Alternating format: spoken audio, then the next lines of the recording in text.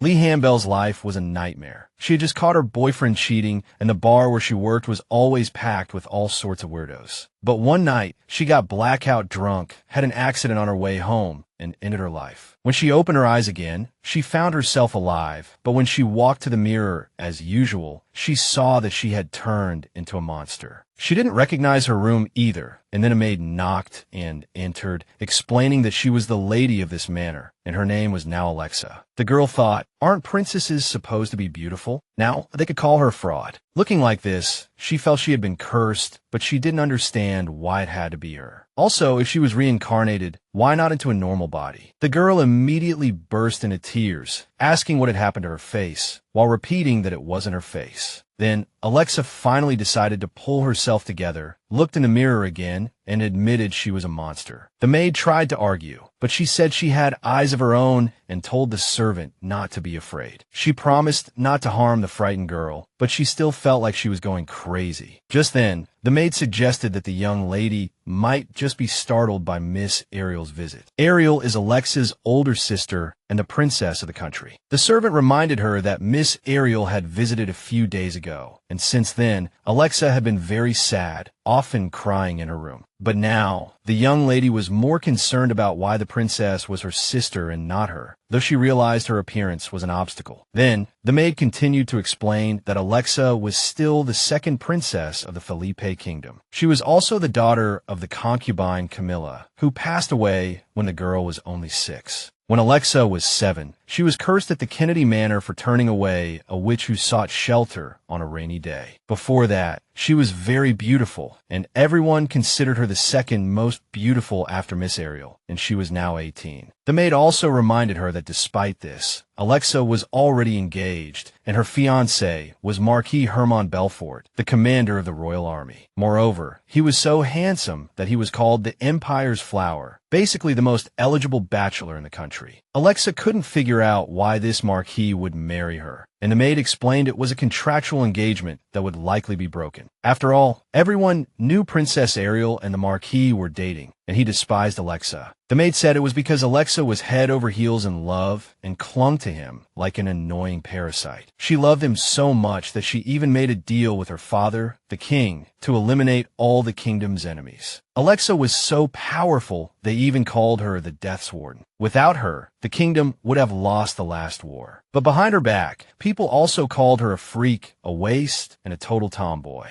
Alexa knew there was nothing she could do about it now, but she still had to try to survive here. Time passed, but the girl still couldn't get used to her appearance. This hairy, ghostly form was unbearable to her. In her past life, she was just a nobody with no special skills or talents, but she knew nothing about this Alexa. She also didn't want to die again just to get out of this. And just then, a brilliant idea flashed through her mind. Alexa called for her maid, Lily, and asked her to bring some sugar wax. Lily quickly complied, though she didn't know what her mistress wanted it for. So, Alexa decided to show her the plan. She started applying the wax to her arm, pressed a cloth over it, waited a few minutes, and then quickly ripped it off. The maid was terrified by this sight, even thinking her mistress had gone mad and was trying to harm herself. But then Alexa showed her the now hairless patch of skin and told her not to worry. After that, she asked Lily to do the same to her entire body, to rip the strips off quickly so it wouldn't hurt as much. Despite this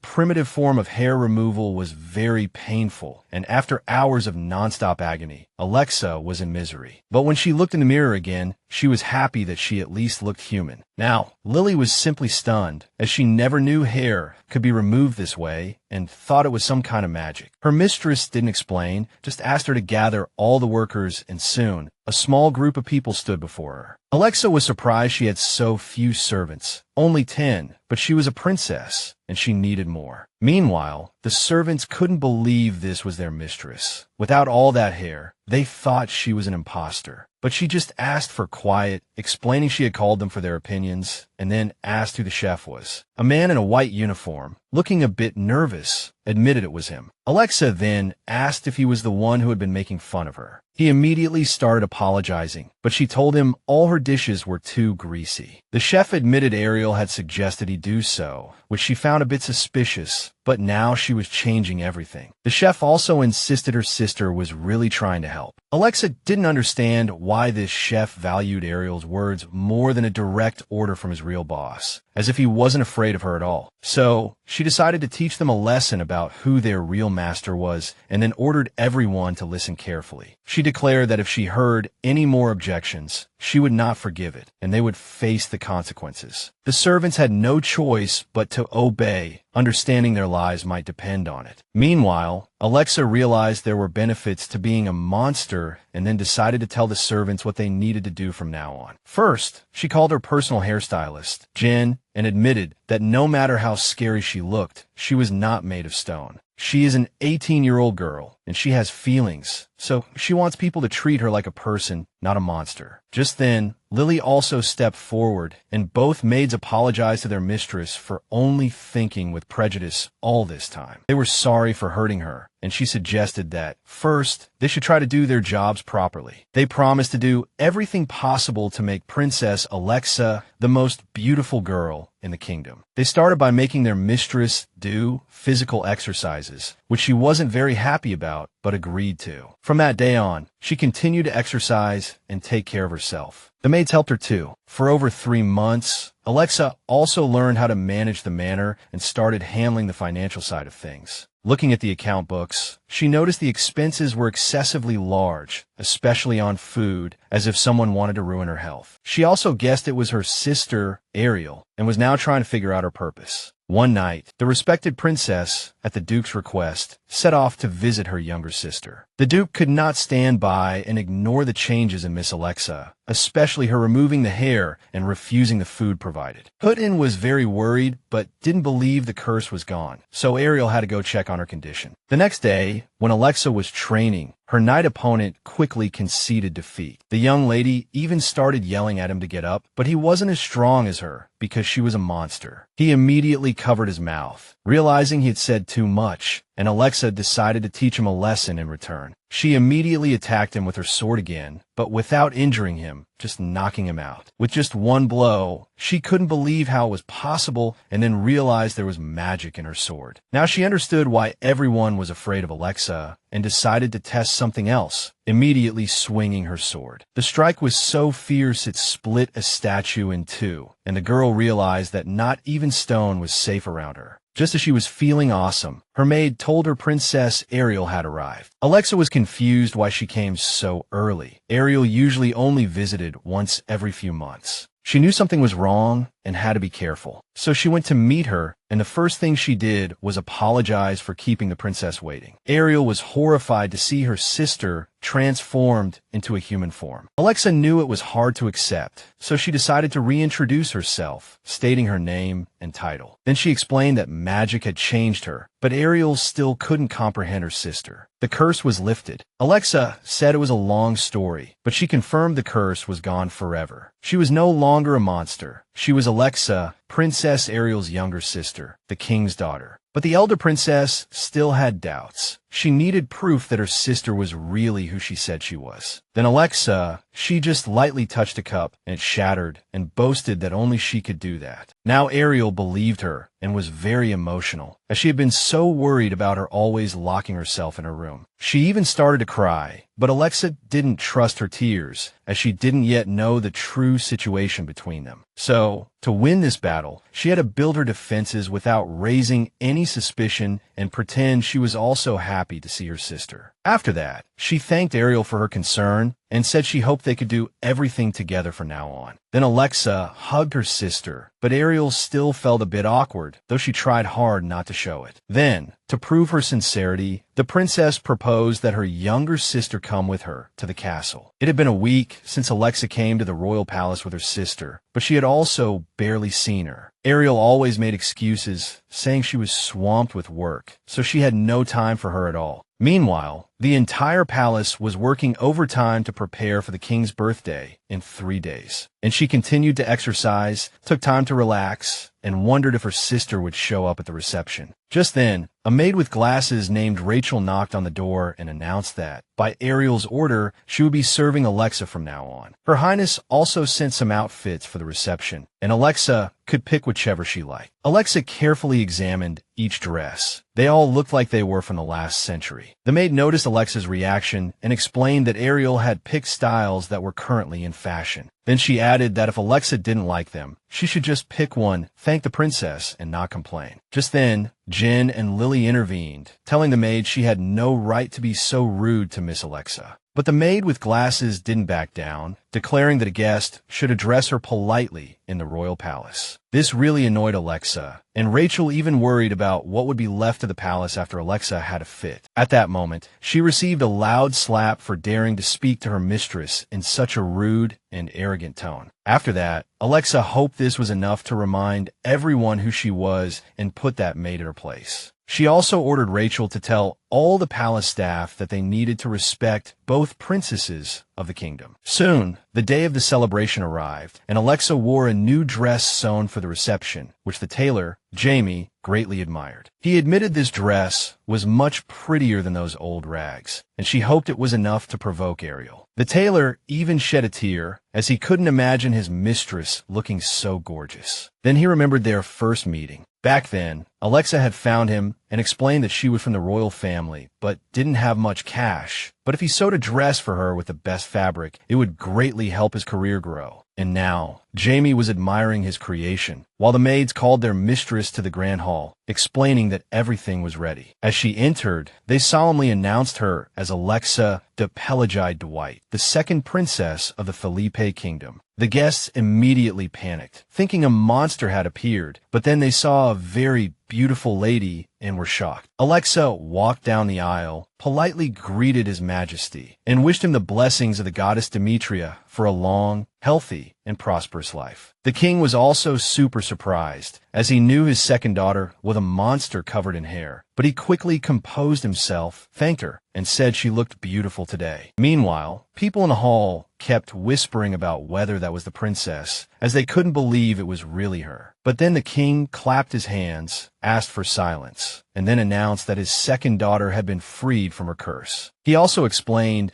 that it was a blessing from the goddess Demetria and a sign of a bright future for their country. Meanwhile, Alexa noticed that even in this situation, the king managed to use his daughter to spin things in his favor. But she didn't voice her suspicions, just asked her father for permission to go to her sister's side. The king agreed, and just as she was about to leave, her eyes fell on a man who had just entered the hall. He was a tall young man with black hair and equally dark eyes, and yes, he was very handsome. She also noticed their gazes met for a moment, and from that look, she realized they might know each other. Just then, another man with blonde hair came up from behind and grabbed her arm very forcefully. Alexa yelled at him to let go, but he didn't listen and kept holding on, trying to get her attention. So the girl violently yanked her hand away, getting very angry at him in the process. The guy apologized, introduced himself as her younger brother, Wilhelm, and explained that there was something urgent. He then nodded towards a young, dark-haired man and said that was Duke Belkalon, and he was cursed. 30 years ago, the previous king, to maintain peace in the kingdom, married the demon king's daughter. Although she was only half demon, she was executed for her cruelty and ruthlessness. And the Duke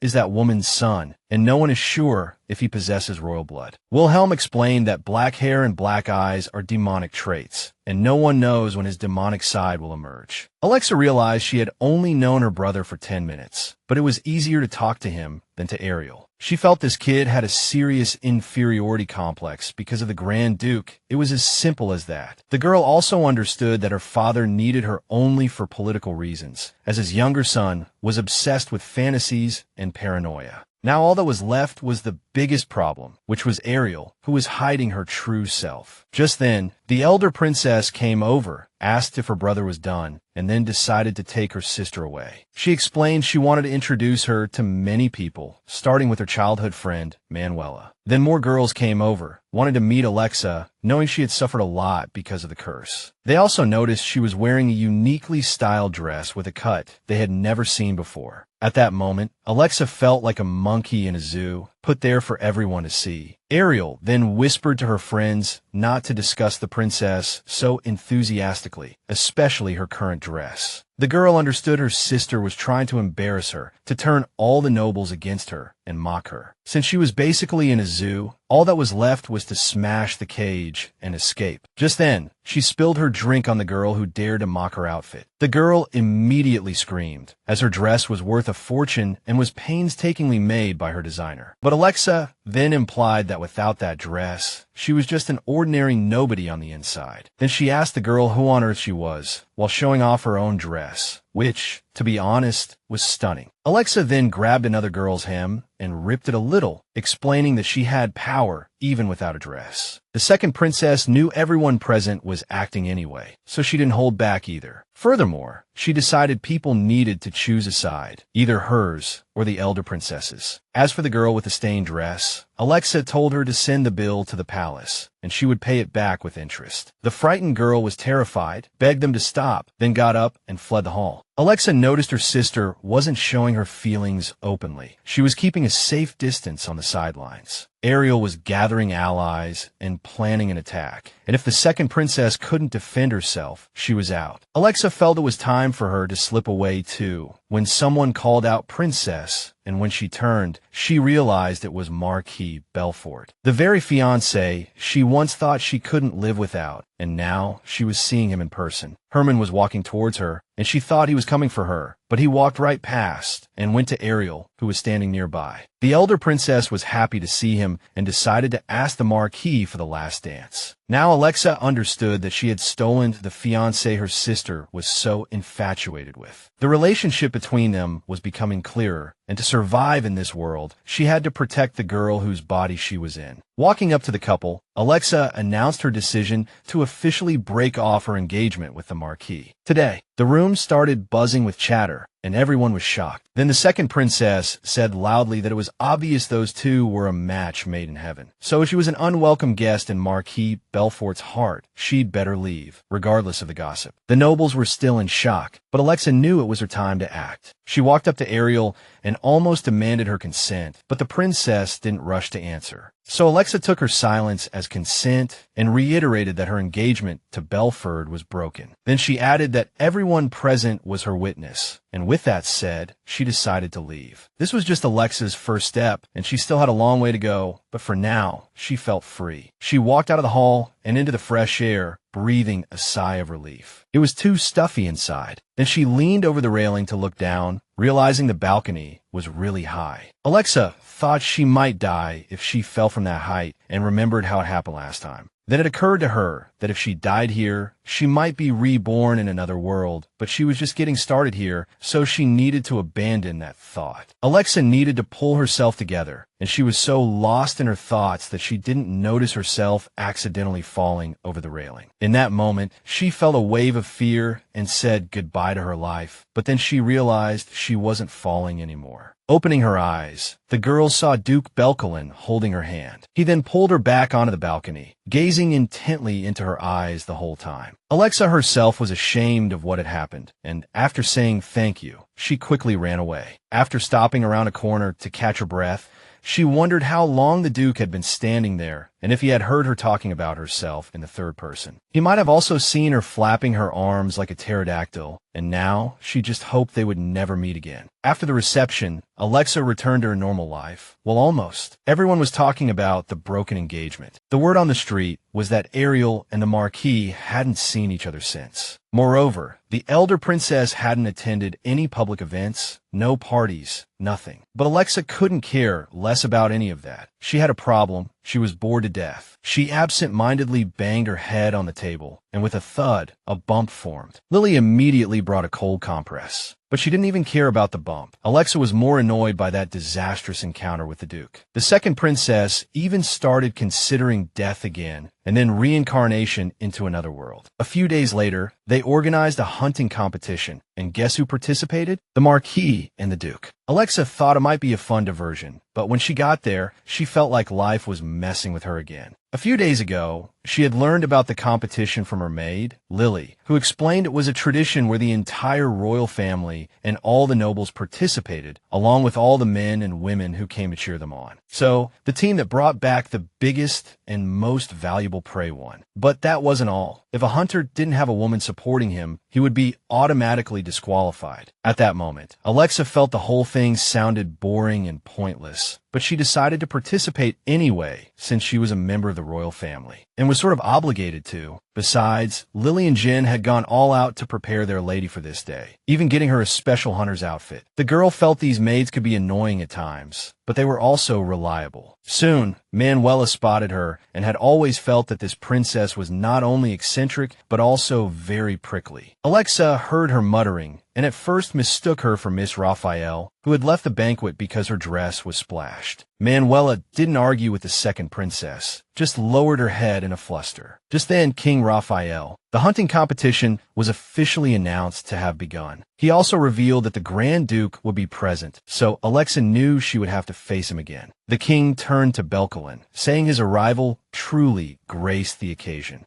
Then, Raphael wished for the nobles present to receive the blessing of the goddess Demetria and achieve victory. This time, the winner would receive a sword, a cash prize, and bring honor to their name and family. After that, the king told everyone to get ready, and the male hunters began to choose the women who would support them. Just as Alexa was getting used to the atmosphere, Ariel appeared and asked who her sister planned to support. The second princess didn't know how to answer. She needed to pull herself together to avoid being caught off guard. So she asked Ariel back who she would support. Alexa added that while everyone had someone in mind, people's hearts are hard to read. Afterward, she overheard that Mr. LaRue's and Miss Lakius had formed a partnership, so it seemed there wouldn't be any drama this year. Just then, Prince Wilhelm spoke up, asking the king if royal family members could also participate. The boy even added that their esteemed Grand Duke might also want to try his hand. Alexa was surprised. She had always heard that the men of the royal family only watched and did not participate. But King Raphael thought it was a good idea. He had never liked that the royal family members only watched from the sidelines. The second princess glanced at the prince with jealousy, which the king stubbornly ignored. She couldn't believe the duke would agree to participate, as he would likely not receive anyone's support. However, people said he could use fire magic, and she had also heard they would tie his hands to prevent him from burning people alive. On the other hand, the second princess felt that tying his hands was unfair and more like torture. Although Alexa wanted to avoid the Duke as much as possible, she couldn't pretend she hadn't heard those words. Meanwhile, the hunters had already chosen their partners, leaving only Marquis Belfort and Duke Belkalon without a match. When the host announced that the Marquis needed to pick a partner, all the girls began to scramble. Belfort just gave them a silent look, and the host had to ask again if anyone else was willing to support him. The girls took the hint and all shut their mouths, and everyone stared at the second princess, while Alexa had no idea why. She had no intention of voluntarily supporting her former fiancé.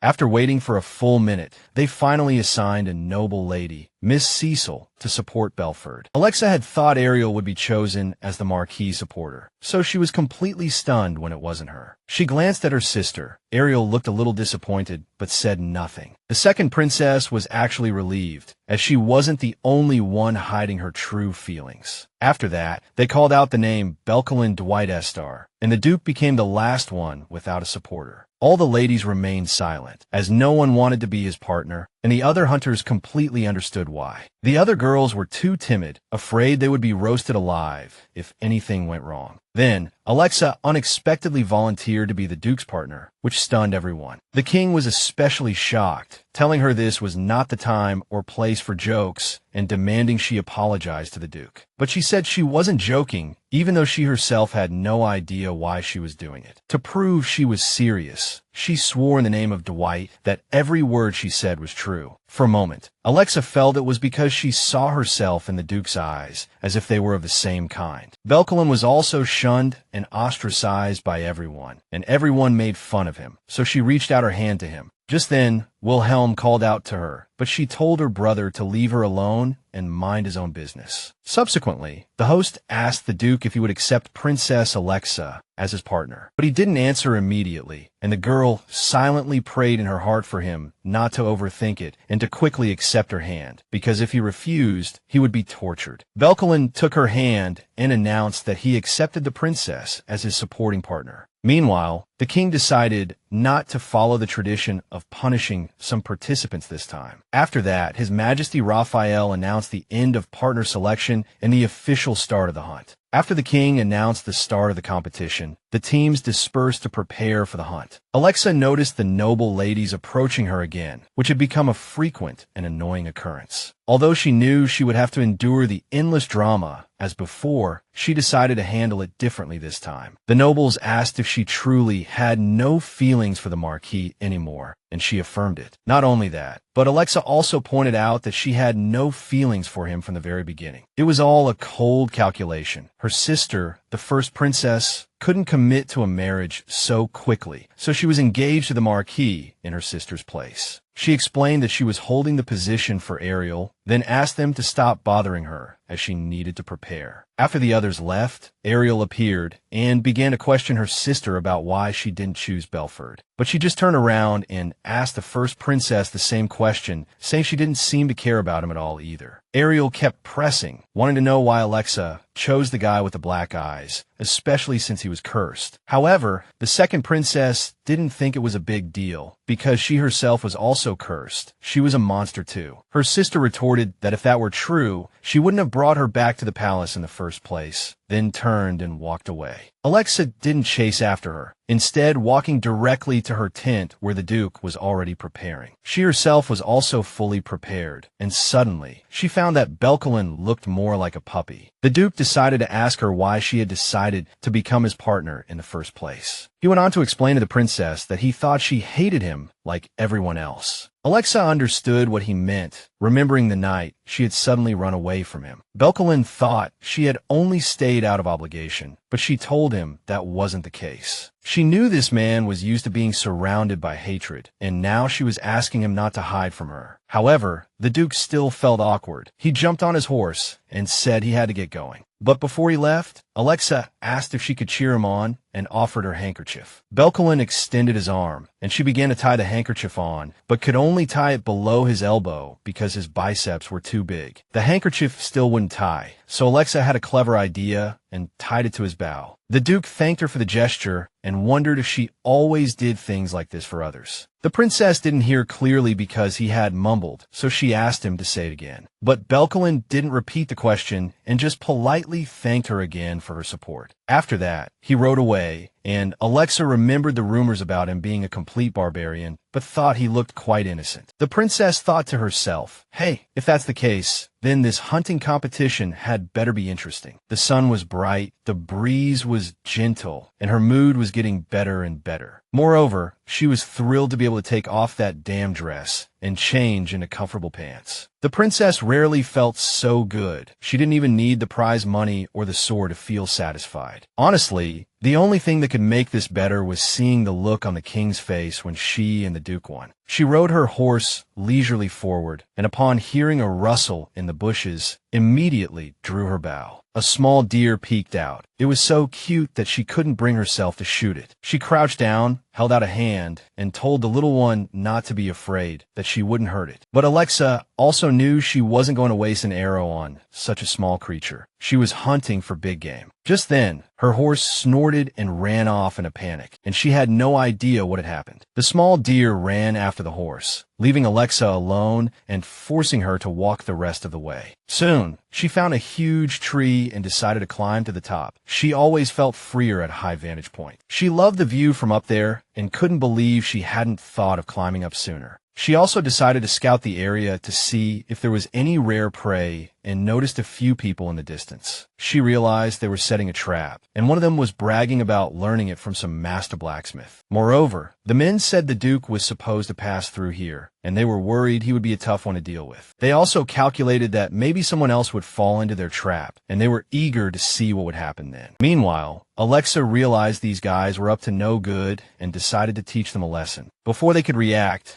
the princess's boot slammed heavily into one of them, kicking him to the ground. She stood before the remaining terrified guys and demanded they explain themselves to her. They introduced themselves as Lord Ivanzel, Lord Alcyon, and Lord Helfandio, but the princess had no intention of chatting with them. She just wanted to know if they were aware of who the Duke's partner was. And just then, one of them snapped that even if she was a princess, she couldn't just get away with this. The guy she had kicked also chimed in, saying his father was Count Manuela and he would never tolerate this. It was then that Alexa realized this kid was related to her sister's friend. They even looked a bit alike. But she wasn't going to let him off the hook, so she pulled out a dagger and threw it at him to scare him. The dagger stuck in the ground next to his head, and the other two, terrified, promised the princess they would tell her everything. They admitted there were more traps near the northwest part of the forest, but they didn't know the exact locations because they hadn't set them. Alexa was surprised that they wanted to catch the Duke without even knowing where the traps were. But the men also admitted that they had sent a spy to follow him, and that the servant accompanying the guy was actually his master. Then, the princess set off to find the Duke, not even worried about falling into a trap herself. All she could do was pray that everything would be all right, and it was then that she realized she was too worried about him. I mean, Alexa barely knew the Duke, but she was still going crazy over what was happening. For a moment, she wondered if it was because she liked him, but immediately told herself that was nonsense. She told herself it was just because she didn't want her partner to get hurt, and that was all. After walking a bit further, the princess felt more refreshed and continued her search for the Duke. Just then, she felt one foot sink into something soft, and then the other foot sank in too. Alexa realized it was a swamp, and since she had fallen for it, it meant she had completely messed up. She tried to use her sword to get herself out, but her weapon quickly disappeared into the thick mud, while she continued to sink deeper and deeper. In that moment, Alexa didn't understand the point of being reborn. She was supposed to find the traps, but ended up falling into one herself. Now she felt that not only was she a beast and an outcast, but she was also unlucky. However, when the swamp reached her neck, the sinking stopped. She was stuck like that for about an hour, her mind racing to find a way out, but she knew she was helpless here, even though she had survived worse on her own. Suddenly, she spotted a figure in the distance, but the person was backlit by the sun, making it impossible for her to see who it was. As the person got closer, Alexa finally recognized him as Marquis Belfort. For a moment, she was furious. Of all the people to run into, it had to be her ex. Nevertheless, she explained to the Marquis that she had been caught by a few lords while playing a prank. Now she was trapped. Belfort just stood there silently, and in her eyes, he looked like a blockhead fool. So she bluntly asked him to help her get out, promising to repay him for his help. The princess had hoped he would offer a helping hand, but when she saw him turn and walk straight away, she knew her hope was lost. Then Alexa started shouting that she knew he didn't love her, but leaving her here would be a huge mistake. She also made it clear that no matter how people treated her like some kind of animal, she still bore the name of Dwight. After Alexa finished speaking, she shouted the Marquis's name, and only then did he stop and turn around. Belfort then asked the princess to wait a moment, and immediately began to climb down along a tree branch. Alexa thought he would hand her the branch, but the Marquis explained that it was just earth magic, and once the source was destroyed, the magic would dissipate. The princess then remembered he had said magic wouldn't work, and now she was completely confused. Belfort also explained that the traps here were a mix of multiple spells, and simple magic wouldn't work. Then he held out his hand to the princess, telling her to grab it, because if she sank even a little further, she would never get out. Alexa still felt there was a catch and tried to figure it out. What on earth was this guy up to? After all, she had heard before that he didn't like to touch her, so she decided not to wait for his help. Just as she turned her head, she felt the Marquis grab her and quickly pull her out of the swamp. Now she was even more convinced that Belfort had an ulterior motive and demanded he let her go. The Marquis realized he had been holding her for a moment, then set her down.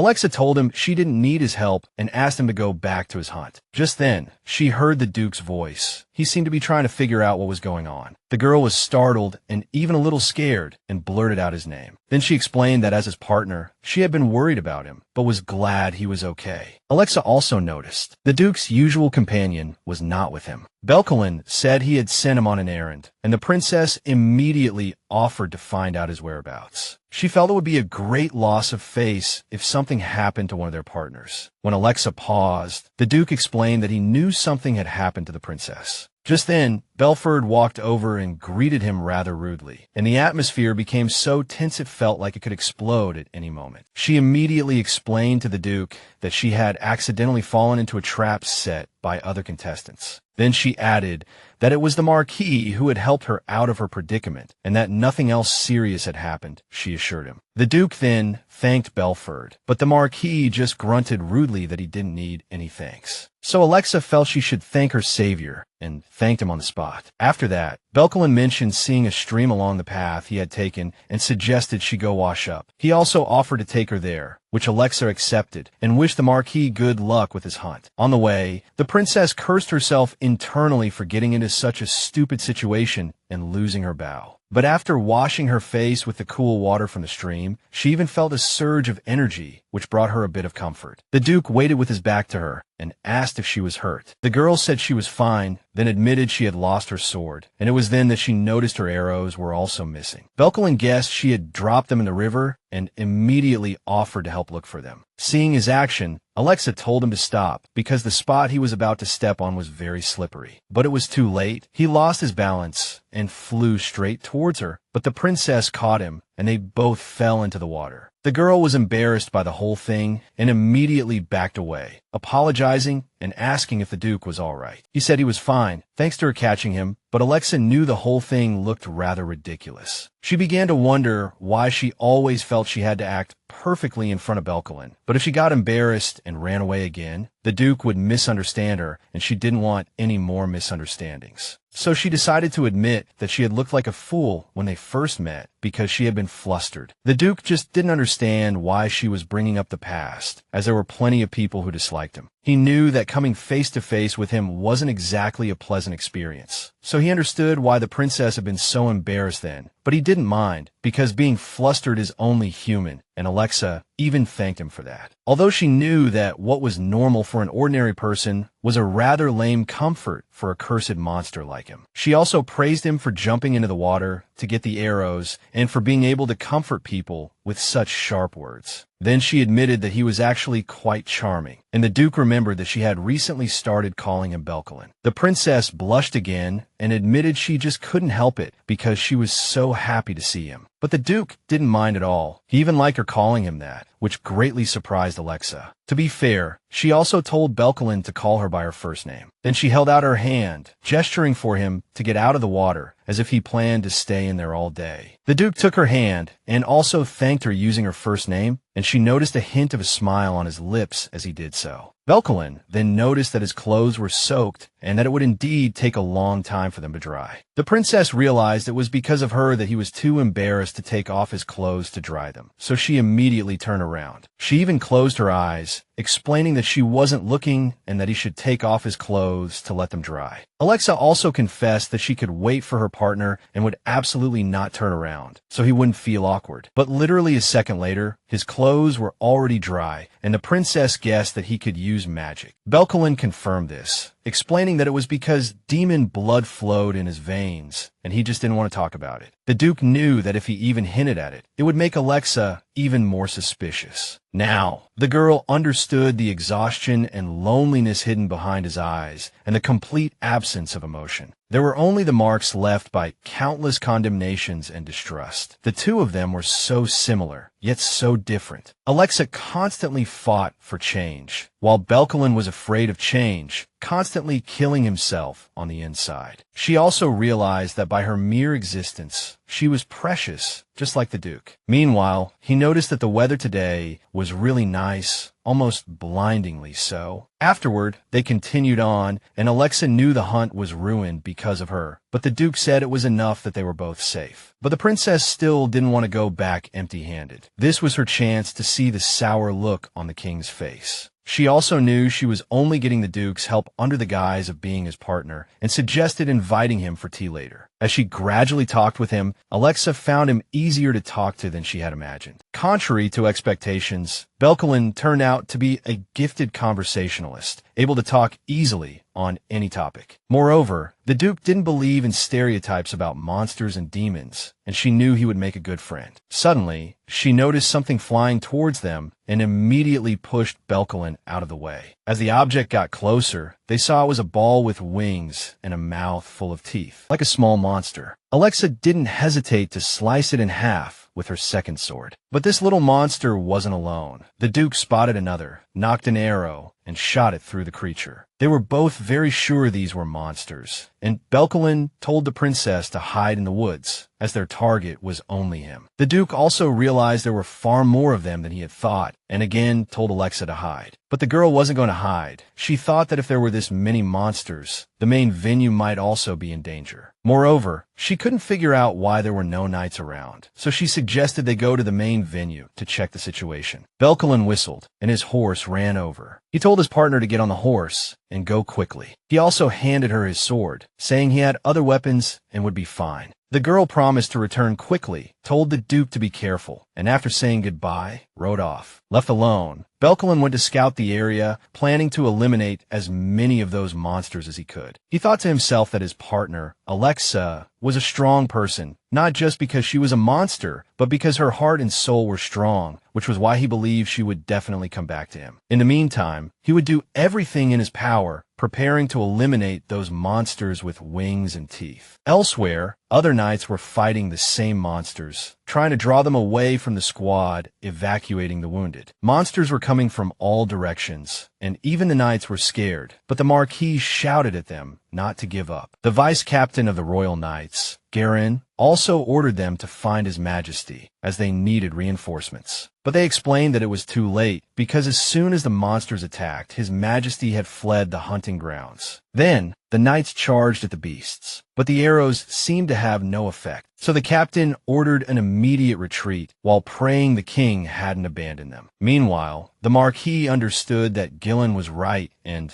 this battle was pointless. But he had to do something for the soldiers who followed him. But Belfort was completely overwhelmed, and as he was in a daze, he didn't see the attack coming from behind. The vice-captain immediately shouted a warning, then rushed forward and struck down the monster. But just then, he saw an arrow flying toward the beast from out of nowhere, an arrow that could have also hit the Marquis. Luckily, it only pierced the monster. Then, Belfort and Gillen saw Alexia walking toward them. She started yelling at the Marquis to get a grip, reminding him that this was a battlefield. The other knights heard her voice and immediately turned, wondering how the princess had gotten here. Meanwhile, the Marquis felt that this girl was like a monster again on the battlefield. Then, Alexia shouted at everyone that she was grateful for their determination to fight to the end, but she continued, saying that their current tactics wouldn't work, and she knew they wouldn't make any progress this way. Gillen roared back that his men had done their best, and it had nothing to do with any damn tactics. But then the Marquis stepped forward, told him to stop complaining, and suggested they listen to what Alexia had to say. Just then, she confessed that she had figured out the monster's attack pattern and requested to take command. Gillen still couldn't understand her request, especially when every soldier's life was on the line. Alexia explained that even if they repelled the monsters, more and more would keep coming. These things moved in a pattern from east to west and back again to create chaos. They kept appearing and could gather together to become one giant monster. The soldiers couldn't just stand and defend passively. It was better to split into two groups, east and west, to stop them. Alexia didn't care what she was. Even with the power of a monster, she was still just an ordinary college student, Lee Hambiol. So she had to learn everything, because in this world, she could only trust herself, and that's exactly what she did. Seeing the Marquis struggle to decide, Alexia, in her capacity as commander of the royal army, ordered the soldiers to split up. Gillen was stunned by her words. I mean, she wasn't technically the commander-in-chief, but you'd never know it from the way she looked. It was just a nickname they gave her, but even so, the captain had to listen. While the Marquis was still considering, Gillen personally ordered the soldiers to obey the commander-in-chief's command. Then, Alexia ordered the 1st and 2nd squads to the west, the 3rd and 4th to the east, and the 5th squad to follow her. She also added that they weren't fighting to protect the royal family, but to protect the ones they loved. During the monster invasion, King Raphael III had fled from the battlefield, which made him no different from other kings. Although he was only 3rd in line for the throne, he ascended to it through a bloody civil war. The first prince, Alexis, and the second prince, Franz, both died fighting for the throne, and that's how Raphael ended up ruling. But you couldn't say the position really suited him, because Chancellor von Karl handled all noble affairs, while the royal knights and the Eiffel family defended the kingdom from invasion. So people began to have doubts about the current heir. Prince William, who had royal blood, and the Grand Duke, who had demonic blood, couldn't stand the sight of each other. And now, just as the knights were fighting these fanged monsters, a huge dragon appeared. Even Gillen was terrified. Alexia ordered everyone to regroup, then charged the dragon herself and cut off its head with a single sword strike. This girl was completely different from her ordinary relatives. She had the power of the Grand Duke and the guts of 200 knights. Now she was yelling at Gillen, saying she hadn't ordered him to die, and demanding he get up and fight. The vice-captain understood that Alexia might have always been a monster, but right now, she was the one leading them forward. He obeyed her command, and now he was certain that this girl was the one who deserved the crown. Soon, another giant monster appeared behind the dragon, like a vampire bear. The knights, brave soldiers or not, couldn't hide their fear. But then they saw this monster fall too, and when its body crashed to the ground, everyone saw the Grand Duke Belkalon. Every monster that appeared after that was finished with a single strike from the Grand Duke's sword, because he was going all out. The knights were awestruck by his skill, which was completely beyond their reach. Just when it seemed safe and Alexia was about to do the final cleanup, another monster suddenly appeared behind her. As she turned to fight, the Grand Duke lunged as well. Afterward, as Belkalon wiped his face, the Marquis appeared by the princess's side with a worried look, and she was staring at the Grand Duke, completely lost in thought, so Belfort just came over and ruined the mood. Besides, she didn't understand why he was suddenly being so nice, so she just pushed him away. The Marquis explained he was just trying to protect her, but she retorted sharply that she could take care of herself. Furthermore, she knew the battlefield better than anyone, while Belfort didn't understand why Alexia was being this way now. Anyway, they had eliminated all the monsters, and now all the knights were singing the praises of the commander and Captain Belfort. While everyone else was celebrating, the Grand Duke only wanted to know if the princess was all right and uninjured. She assured him she was fine and realized that although the Grand Duke had arrived late, he had done far more than anyone else. She even felt angry thinking that the Marquis would take all the credit, because people wouldn't acknowledge the help of someone with demonic blood. Just then, she turned to Marquis Belfort and asked him why he didn't know how to say thank you,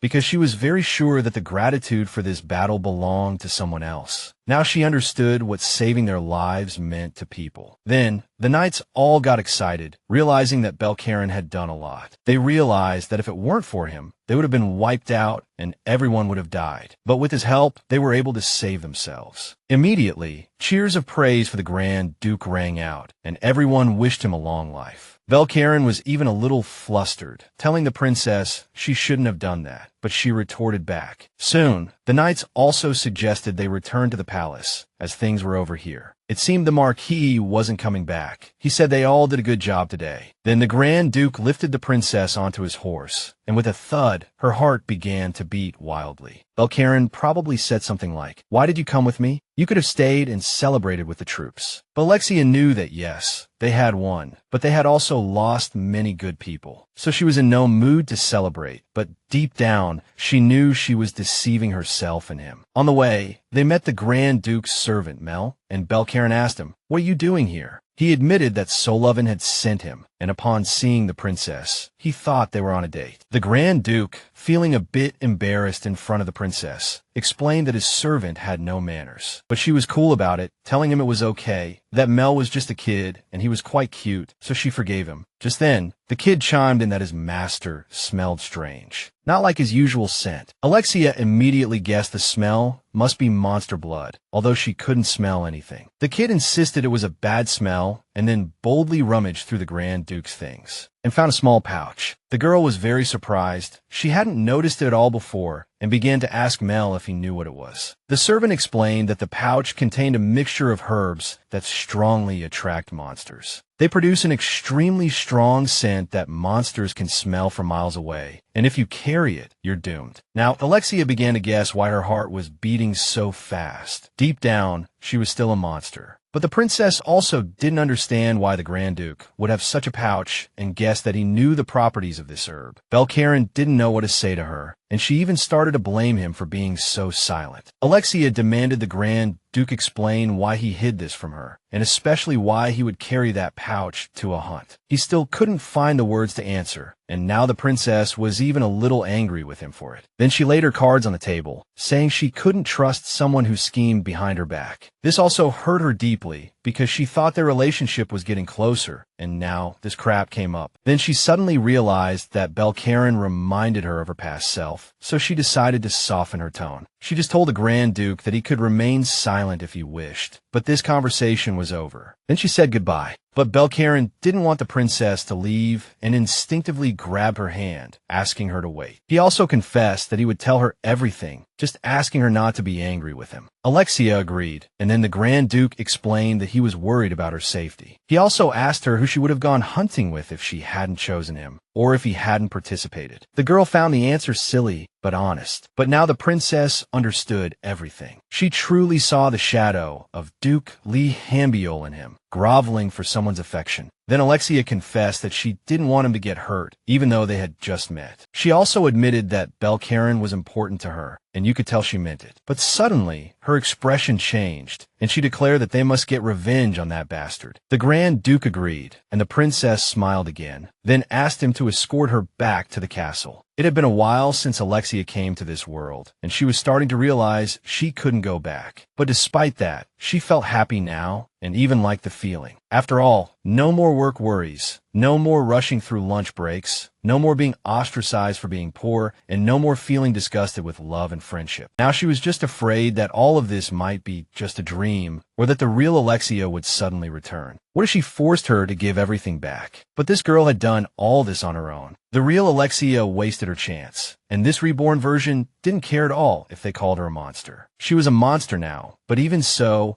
she had gotten a little revenge for the past princess. Then she heard her maid, Lily, calling her and immediately answered, asking what was wrong. But she was just worried because her mistress had suddenly disappeared. Alexia explained that she was just thinking. Then Lily confessed that there was news about the cellar her mistress had asked about a while ago. The maid had found him and explained that he was a traveling merchant and had likely already left their kingdom. The princess understood that finding him wouldn't be easy, as he could be anywhere. Lily also wondered why her mistress needed this cellar, guessing she didn't like the pouch. Alexia actually wanted to find that sunny cellar for Belkalon, but she didn't admit it to her maid. Afterward, Lily also confessed that the king had sent someone again, even though she had said her mistress needed to rest. But the princess knew why, especially since the king had fled the hunting competition and had now caused public outrage. It was obvious that someone was planning to overthrow the king, and that person would not let this opportunity pass. That person was Stephen, the leader of the nobles, who also supported Alexia as the commander-in-chief of Philip's army. Since the princess was involved in this whole mess, King Raphael couldn't just ignore it. She had already dodged 5 or 6 meetings, and it was starting to get annoying. This time, she decided to go, telling Lily it wasn't good to keep standing him up. A little while later, Alexia, dressed in one of her most gorgeous dresses, arrived at the palace and headed to the meeting place. The king was even a little flustered to see her, but he greeted her, trying to act cool. The princess returned with a curtsy, but she didn't understand why His Majesty was acting as if they were close. He even walked right up to her and asked how she was doing like a loving father. Just then, she admitted she was feeling much better, and Duke Philip Manuel and Count Gerard Abigail walked into the room. Alexia couldn't believe her eyes. she was face to face with the most loyal men in the kingdom. The king then confessed that thanks to her, they were able to defend the kingdom. The princess wanted to punch him in the face, considering he was the first one to flee from the hunting competition. But she held back, decided to see what would happen next, and pointed out that it wasn't just her credit, but also Grand Duke Belkalon's. She reminded him that the king had entrusted the entire country to her, the Grand Duke and the soldiers, and then asked him why he ran away. Alexia sarcastically guessed it was for the honor of the royal family, or maybe he just found a safe hiding place for himself. Raphael acknowledged the Grand Duke's help, but the girl had had enough and bluntly asked him what he had summoned her for. The king then explained that monsters had appeared again on the western border, and he had sent troops, but to no avail. The lords needed help, but no one was strong enough to provide it, and now they were in deep trouble. Then Raphael forced a smile and added that they needed her, that she was their last hope, because as always, Alexia had to save the kingdom. But this time, she wasn't so eager to jump at the chance. Now this girl knew how to play with people's hearts, something the former princess had never mastered. Abandoned by her family, she had just lived the life of a lonely child, so she couldn't resist those words. As she was thinking, the king brought her back to reality, asking why she was silent. Then he suddenly announced he had forgotten something important and added that Marquis Belfort would be there too. Raphael explained that they would be together for a month or two, then remembered that the Marquis was in a meeting right now. He also said Alexia could go now, but she asked him to explain why His Majesty had mentioned the Marquis in their conversation. She also reminded him that she had officially broken off the engagement. That meant she didn't need that man. Just then, the king suggested that if they spent some time together, Belfort might change his mind. Raphael also noticed the princess had changed recently and urged her to seize the opportunity to build a relationship with the Marquis. But Alexia refused and explained that she had no intention of following His Majesty's orders. He could understand what she meant and thought she had health problems. He also told the princess not to complain about things she didn't like and demanded she give a reason for her refusal. At that moment, Alexia realized that when things didn't go the king's way, he started to show his true colors. But now she needed to come up with a good answer, as she claimed that she had lost her magical powers. The princess explained that the king's command used to be an honor, and she had once thought she would be a monster forever. But now that she had broken the curse, she just wanted to truly fall in love and live happily ever after. Alexia also reminded His Majesty that he had always sympathized with her, and despite everything, she was still his daughter. She also understood that his fatherly heart only wanted the best for her. But she was no longer a monster. She was a normal person now, and like anyone else, she didn't want to see her ex-fiancé again. The princess also made it clear that she didn't want any more awkward meetings, but the king just kept saying the Marquis might change his mind. Alexia was tired of hearing the same thing, and now she was getting angry, even yelling at her father, repeating that she didn't want to see Belfort. Then she asked if His Majesty had noticed how the Marquis treated her, but he thought his daughter was just misunderstanding everything. The king also assured the princess that he would definitely have a serious talk with her ex-fiancé, but the girl just repeated once more that she didn't even want to hear anything about that man. She was fed up. She hated the Marquis's face, and no one could imagine how much she hated him. This time Raphael got angry and told his daughter she was starting to cross the line. When he noticed Alexia didn't care, he decided to offer her another deal. The king promised her that if she agreed to his request, he would marry her off to any Philip noble she wanted. But the princess said it wouldn't change her mind, and he was too tired to argue anymore, not even surprised. Then Alexia explained that true love must come unexpectedly, like in a fairy tale, and she would wait for her destiny. She even asked her father if he would support her, knowing he had nothing left to say. His Majesty King Raphael actually agreed with her, and his loyal servants couldn't believe it. The princess had forgotten about them, and then demanded they explain why they were interfering in her conversation with the king. The two men began to say they had to protect Philip at all costs, and reminded her that she couldn't just abandon the kingdom. Just then, Alexia demanded they tell her when she had ever betrayed the kingdom. She called them shameless and said they had no conscience at all if they dared to say such a thing. The princess also reminded them that while they were sleeping in warm rooms, she was out fighting monsters, facing death head-on. While she was risking her life, the nobles were at banquets. The count and the duke started making excuses, saying Alexia had inhuman strength, but she retorted that she was no longer a monster. The girl was furious that they always relied on her and told them to handle things themselves. For the first time, Manuel felt that the princess didn't seem right today and asked her to calm down and talk peacefully. He didn't even know the full severity of the war, but Alexia had always listened to them in the past, and now she had changed. But she retorted that they didn't see their own mistakes, and that she had just been freed from a curse. Furthermore, they were sending her back to the battlefield without taking responsibility if she couldn't find love. Duke Manuel once again placated her, saying she had nothing to worry about, and that he remembered everything she had done for the kingdom. He also said he had no doubt the princess would find someone worthy of her. Now Alexia began to understand that they were giving her the right to choose anyone, and Manuel confirmed it. He promised that everyone would obey her, and the girl liked that, but she suspected there was a catch. Then she just came right out and said she would choose the Duke's son, and the guy's jaw nearly hit the floor, as if to say, no way, she can't be serious. The princess explained that he had performed quite well in the hunting competition, so she had decided to choose him. The Duke's face instantly turned deathly pale, and he began to plead with her, saying his son was not worthy of her. But Alexia retorted that no one is born great, and she liked men like that kid. Hearing all this, the king began to waver, but Duke Manuel wouldn't give up and sought support from the count. Then Gerard Abigail chimed in, suggesting she reconsider, as choosing him seemed too selfish. He told her to consider how dangerous it could be for the kingdom, as she was basically just doing him favor. But Alexia got angry again, calling the two nobles arrogant and that they'd better not call her selfish. Their entire country was now resting on her shoulders, which just showed how fragile their little nation was. She also demanded they explain what they were doing here. If they wanted to do something for the country, they needed to get moving too. Seeing his daughter was about to lose control, the king tried to calm her down, saying they were just giving her helpful advice. But Alexia didn't see it as advice and accused her father of neglecting her all this time. She also declared that those guys were a big problem, only filling his majesty's head with trash. The count and the duke immediately knelt before the princess, begging for forgiveness and admitting they had messed up. Raphael also began to explain to his daughter that those men were citizens of the country and would be useful if something terrible happened. Then Alexia asked why he had called for her if he had so much confidence in these nobles. The king said he was just afraid she would disown them and pleaded with her to understand his feelings. After that, the girl decided to pretend she had calmed down while adding that they shouldn't forget. She was watching them. The count and the duke trembled at her anger, but promised they would remember her warning and obey. After that, Alexia decided it was time to leave, but the king wanted to know what to do about the monsters. He said no one had her talent and pleaded with his daughter to help them one last time. The princess paused, then agreed, but she set the rules. She had one condition. Alexia admitted her selfish actions had put Philip in danger, and the kingdom's safety was a small price to pay for a battle. She also had no motivation to fight, so now she demanded a large cash payment for her services. Raphael was a bit lost, so Alexa said bluntly that she wanted to be paid for the work she did. Count Gerard was shocked by this demand, and the king reminded her that it was her duty to the country, not a business transaction. But the princess wouldn't listen. She had been dwelling on the past, and now she wanted some appreciation. She also reminded her dear old dad that money talks, so she believed she deserved to be paid. If her work was given the respect it deserved, then those posers would finally understand how important she was. She was now charging 2,000 gold coins per monster, and each monster in the war would be counted separately. She stomped her foot so hard the floor cracked and announced that next time she wouldn't be so nice. The count and the duke were completely terrified, stating that they understood and now thought it was a wise move. Afterward, the king agreed as well. The girl felt it was time to leave, saying she would send over the bill for the hunting competition. Raphael hadn't expected this, and Alexa added that if there were any problems, she would meet with him personally. After she left, Raphael contemplated the price, as 2,000 gold coins was a soldier's salary for a year. Demanding so much for a single monster was basically tantamount to insubordination. Raphael realized his daughter was blackmailing him, but he couldn't believe she was that clever. His Majesty didn't understand what was happening now and why everything was starting to spiral out of control. Meanwhile, in a castle near the capital, Duke Belkalon summoned a servant, a knight, and Sailovin. They wanted to know why their lord was delayed. The Duke explained he was here on private business, and the servant asked what kind of private business, as they needed to know how to arrange their affairs. The knight, April, then declared he would always obey the Duke, which made Salovin a bit gloomy. Just then, Mail came in looking for the boss, and the head servant reminded him to knock first next time. Mail explained that he had an urgent letter from Princess Alexa and immediately handed the envelope to the Duke. Salovin had never met the girl, only heard of her, and now he worried it might be some kind of threat. He even thought it might be a letter of challenge, as the servant couldn't think of any other reason for the letter. But little Mail chimed in that the princess was just inviting Belkalon for tea. The Duke opened the envelope and found it to be true. Alexa wanted a reply by tomorrow. Belkalon decided to reply on the spot and began to write. Salovin was utterly shocked by the Duke's actions.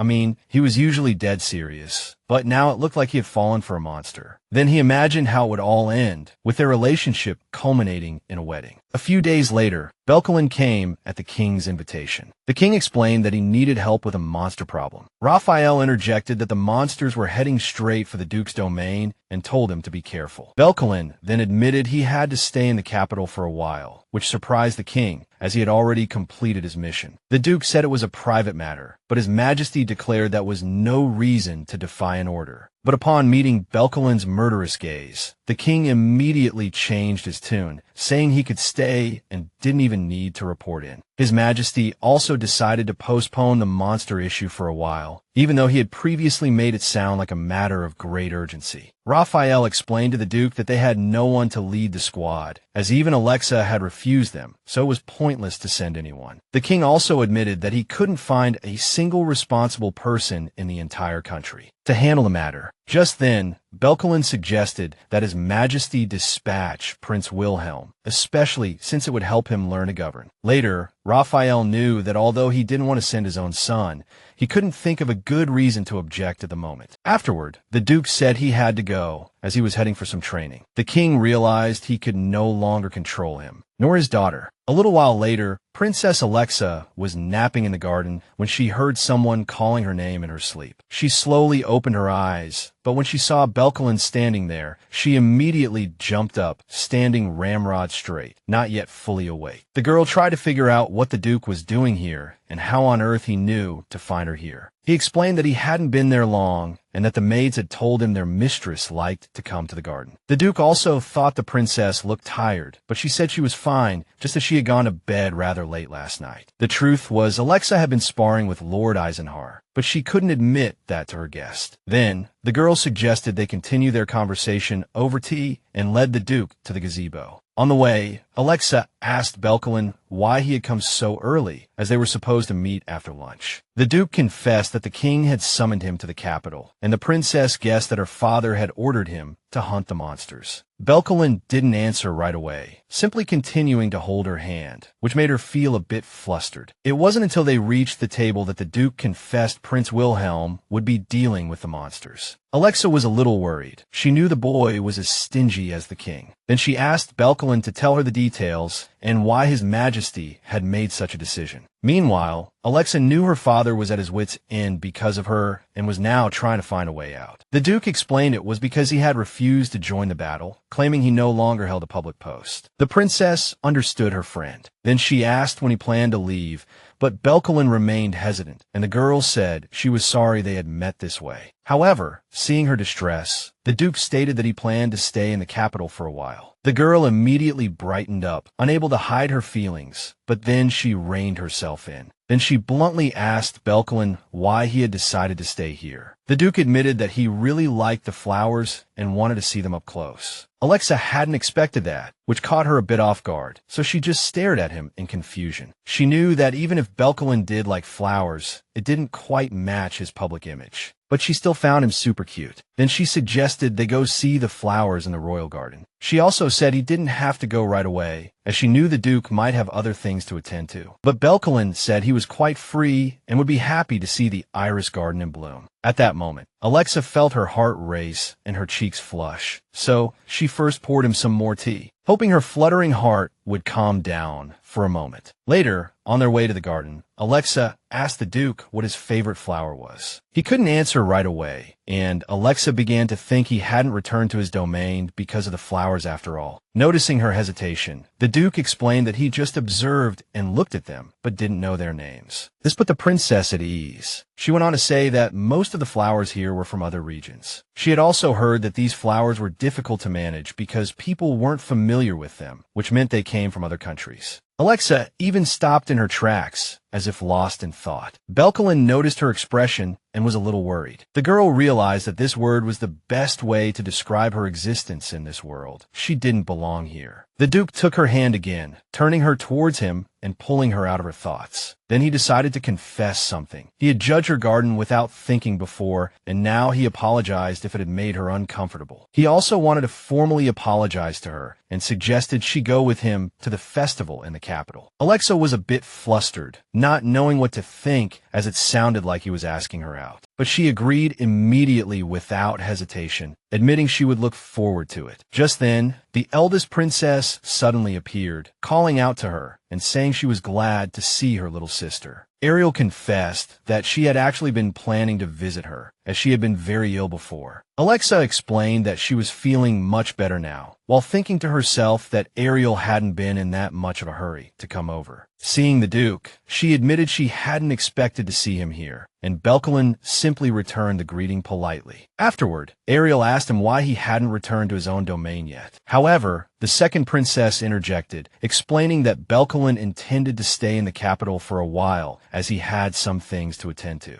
Just then, Ariel's maid decided to remind Alexa that even if she was a member of the royal family, she should address the Duke by his title. She explained that only lower-class nobles would call people by their first names. Alexa thought this girl, named Giselle, was a pathetic coward who only dared to act tough when Ariel was around. But the Duke cut in, saying that he had actually asked the princess to call him that, so everyone else had better watch their mouths. The maid bowed deeply, apologizing to Alexa for insulting her like that. Meanwhile, the other princess was thinking that she had finally met someone who was the complete opposite of her ex. Then she also scolded the maid, explaining that she had insulted the Duke as well. Just then, Ariel decided to ask for permission to apologize for Giselle and propose tea as a peace offering. But the Duke refused, saying she should apologize to her sister, not to him. The princess didn't argue, apologized, and explained that her maid had only meant well. To her surprise, Alexa said it was fine and that both she and Belkalon understood. Ariel found it strange that they were both calling each other by their first names, realizing they had become quite close. She also said she was happy about it, as she had been worried about her sister being all alone in the palace, with no friends. Alexa realized she was trying to make her look like a loser again, which angered her. But the eldest princess continued, saying she was glad her sister and the Duke had become friends, as it meant she was adjusting to palace life. Ariel also admitted she was a bit jealous, as she wouldn't mind being on good terms with the Duke herself. Alexa had really had enough. Her sister was truly testing her patience now. She also rambled on about how she never got a chance to see the Duke and was glad everyone was here today. Then she brought up the tea party again, and Alexa asked if she was invited too. Ariel didn't answer right away, but the second princess could feel her own emotions about to erupt. Just as she was glaring at her sister, Belkalon announced that it would be his honor to have afternoon tea with her. He also explained that he couldn't stay for long. Ariel thought he didn't like the garden and offered her drawing room instead. But the Duke cut her off. He turned to Alexa, explained it was time to go back, and offered to escort her to the palace. She was a bit surprised to be leaving so soon, as she thought her sister still had more to say. The Duke apologized to Ariel, saying he couldn't join her for tea after all. The eldest princess didn't mind, suggesting they could have tea another time if he was in such a hurry. Then Belkalon practically dragged Alexa away, and she barely had time to say goodbye to her sister, only promising they would talk later. Ariel remained where she was, watching them leave for a moment, 1,000 thoughts running through her mind. Belkalon walked very fast, and Alexa thought he was in a hurry and really had a lot to attend to. Then the Duke slowed his pace and suggested they take it easy, which surprised the girl a little. They stopped again by a rose bush, and Belkalon decided to pick the biggest and most beautiful one. Then he gently tucked the flower into her hair and explained that he would always have time for her. He took a good look at the princess, and my God, she looked beautiful. In that moment, she knew he was referring to the new addition to her hair and agreed that it did look very nice. The next day, Alexa and Ariel met, and Ariel had prepared tea and some cookies. The eldest princess remembered that her sister loved those cookies very much, and Alexa thanked her for remembering. Then Ariel asked how her day with the Duke had been. Alexa admitted she had behaved properly, so her sister had nothing to worry about. The second princess hadn't done anything to bring shame upon the royal family. But Alexa knew that yesterday's encounter with her sister was no coincidence. She intended to get between her and the Duke. Ariel started talking about the cookies again, even offering to bake a new batch if she didn't like them, but was cut off by her sister. The second princess also noted how friendly and sweet she acted when they were alone, but when others were present, she would suddenly and ruthlessly try to put her down. It was hard to see any warmth in that behavior, and she felt Ariel was quite a piece of work. Alexa, on the other hand, would rather stay out of it and leave things as they were. But she still planned to get revenge for the previous Alexa and take back what was stolen. That was all she wanted, because Ariel was a cold-hearted bastard, so it was better not to get any more involved. Then the eldest princess wanted to know what Alexa and the Duke were talking about, and she didn't understand why she cared so much. Realizing her sister was hiding something, the second princess confessed that they were discussing going to the harvest festival together. Just then, Ariel declared that Alexa could not go to the festival with Belkalon, but she didn't see why, as she didn't need her sister's permission. Then the eldest princess explained that the entire royal family would be celebrating that day, and since Alexa was also a member of the royal family, she had to be present. But Ariel said she wasn't referring to that specific day, but she wasn't going to say any more. Ariel was angry that her sister was hiding things from her, and she kept pressing for an answer. Alexa just calmly told her not to get worked up, as it wasn't like her. Then the eldest princess calmed down and apologized for raising her voice. She explained that she was frustrated that Alexa was hiding things, but Alexa wasn't buying it. She pointed out that everyone has their secrets, you know. She couldn't just tell her sister everything like when they were kids anymore. Besides, Alexa didn't want anyone prying into her plans with Belkalon, so she was keeping a secret. Then she reminded Ariel that she herself hadn't been forthcoming about her business with Marquis Belfort. Afterward, the second princess told her sister not to waste her time on her, and to go be with that Marquis guy instead. Ariel sat there with an expression that made it hard to tell if she was happy or about to cry. A little later, Alexa arrived at the meeting spot with the Duke, who was surprised she had come alone. He told her it could be dangerous and asked her to bring a servant next time, but the girl didn't think she looked like someone who needed help at all. Belkalon was even a bit gloomy because that's not what he meant, but she said everything was fine. Then Alexa suggested they get going, as they needed to be quick if they wanted to see everything. Meanwhile, the girl couldn't believe she was about to spend her first festival with Belkalon. She noticed the chicken skewers being grilled and the honey wine being sold, and Alexa wanted to try everything. Just as she was about to walk over, the Duke stopped her, explaining that she might get lost. But the girl didn't think she was a child, though she really liked how Belkalon was worried about her. Then she decided to remind him that she was still a monster, so he didn't have to worry about her too much. Just then, she heard an advertisement for a dessert she absolutely adored and had to have it now. The Duke knew he couldn't stop her anyway, so he figured he wouldn't argue and let her go. Alexa was grateful, and his face seemed so cute to her that her heart really skipped a beat. She also had a feeling that he liked her too, but she wasn't ready to ruin the moment by asking. She decided to just enjoy the moment, especially since she loved holding hands on a date. For a second, Alexa got lost in a fantasy of what might happen next, but she quickly snapped herself out of it. Then she noticed the Duke was already standing in front of her with the dessert, and she asked how he had gotten it so quickly. Belkalon explained that everyone else had let him cut to the front of the line. The princess thought he was practically an untouchable being and even tried to imagine how it all happened. The Duke handed her the delicious-looking treat, and she suggested they find a place to sit. Belkalon remembered a fountain nearby and the princess immediately asked him to take her there. The dessert tasted amazing to Alexa, and for a moment, she felt like she was in heaven. She told the Duke it was out of this world and suggested he try some too, but he refused, explaining that he wasn't hungry. But she kept insisting, already holding a piece out to him. In that moment, as Belkalon gave in and she put the spoon in his mouth, he seemed cute to her again. Then she finally realized he didn't like sweets, even though the Duke had let her feed him. Alexa admitted she was just trying to be playful, but Belkalon commented that it was childish. Then he added that he didn't mind at all, and the girl was once again very surprised. The Duke also admitted that this time he wanted to feed his companion the sweet, and he offered her a piece. Afterward, they continued walking, and Alexa felt that everything was different from where they were before. Belkalon explained that guilds and mercenaries gathered here, so we should be on our guard to avoid unnecessary trouble. Then Alexa saw some yogurt in the distance, and from her expression, the Duke knew she wanted some. So he asked the princess to wait a moment while he went to buy one and got in line. Meanwhile, Alexa noticed a lot of shady people around and felt it had something to do with the weapon stalls. The girl then decided to wander around while waiting for Belkalon and walk towards one of the stalls. This shop seemed to interest her, and she knew that valuable items were often hidden in places like this. Alexa leaned over the table and noticed a small, oblong object that caught her eye. Without much hesitation, the princess decided to buy the item and made her request to the elderly saleswoman. The woman explained in a raspy voice that it was a pen and that it was no ordinary one, asking her to reconsider. But Alexa was sure of her choice and repeated that she wanted to buy that one. But just then, a guy named Killian Ergen showed up, saying he would buy the pen no matter the cost. Alexa immediately said, "Who the hell are you, and why should I give it to you?" The guy just said he knew more about the little thing than she did and snatched the pen from her hand. This rude, bastardly act annoyed her, so she grabbed Killian's arm and tried to take her pen back. She didn't care if he knew more about it. She saw it first, so she was taking it. But Killian pointed out that since she hadn't paid for it, she didn't own it, and she was just another looky-loo. Alexa realized this guy wasn't going to back down, but she wasn't budging either. Meanwhile, the princess was squeezing his hand so tightly that Killian thought she was about to break it. But she just said that she was a helpless and fragile lady and that people might get the wrong idea about her. He, in turn,